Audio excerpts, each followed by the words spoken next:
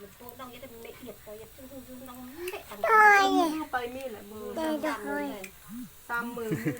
มาแล้วเครื่องปลาวันนี้ปลาเตตูทุกอกยกเครื่องเยอะๆแล้วเอาเพราะมันยังคุดยังแพงว่าแรงกินไฟโอ้มันเอาเมื่อกี้น้องไปแล้วคือบุมีนี่ขี้ควายขุบจากนี้เนี่ยนี่ปะเพื่อนเหมือนตาหนาเนาะป๊อกแม่นี่ไปเอาเซลล์แซ่บบ่นี่สิจืดแม่สุกเอาแซ่บไปเลยก็แซ่บเด้อเขายังมาแกงใส่อันโนเพื่อนโอ้ใส่จะอุ่นเอาใส่เจ็บแม่ยังซ่อนแม่ยังแม่ยังขี้ควายแม่ขี้ควายทับเข้าเฮาได้ไอ้เบิร์ดเอาไปเอิ้นไอ้เบิร์ดมาเบิ่งแม่ขี้ควายไปไปเอิ้นไอ้เบิร์ดนะไอ้เบิร์ดมาเบิ่งแม่ขี้ควายน่ะไปแม่ไปเอิ้นอ้ายมาเบิ่งเด้อโอ้ไปเอิ้นอ้ายเด้อโอ้เอาเพื่อนไอ้เบิร์ดเอิ้นไอ้เบิร์ดไปไอ้เบิร์ดเบิ่งแม่ขี้ควายไปน่าอายเอิ้นไอ้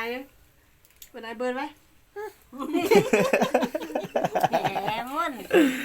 ไอ้เบิร์ดจะขี้ควายเด้เนี่ยไอ้เบิร์ดเอ้ยเบิร์ดเบิร์ดเบิร์ดเอ้ยก็ใส่หัวมันก่อน เบิร์ด ไอ้เบิร์ดนี่ไปนี่ปักใหญ่ นี่มันบ่งามยันคำมันตั้งดาว ห้องเพลงเสียงลูกไก่เด้อ ปะเนี่ย ห้องเสียงลูกไก่เด้อ ปะเนี่ย ไปเยอะห้องเพลงนี่ ในจ้าเมื่อวานมันเฮาแข่งในจ้า มาเอาแม่ยังซ่อนแม่ยังจะไปเลย ใส่ตัวปลา จะไปเลย ใส่แม่ขี้ควายอยู่ใส่ เติมมืออยู่ เนี่ยเลยอ่ะเนี่ยแม่งกี่คนอ่ะ ไม่เคย ใส่แม่ขี้ควาย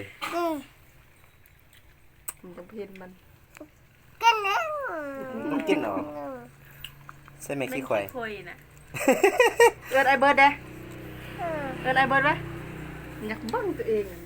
เปิดไอ้เบิร์ดไหมเปิดไอ้เบิร์ดไป ลักตา ไอ้เบิร์ดเด้อ บานไป ตามันเอาเป็นยังบ่เอาตาเอียนมาเด้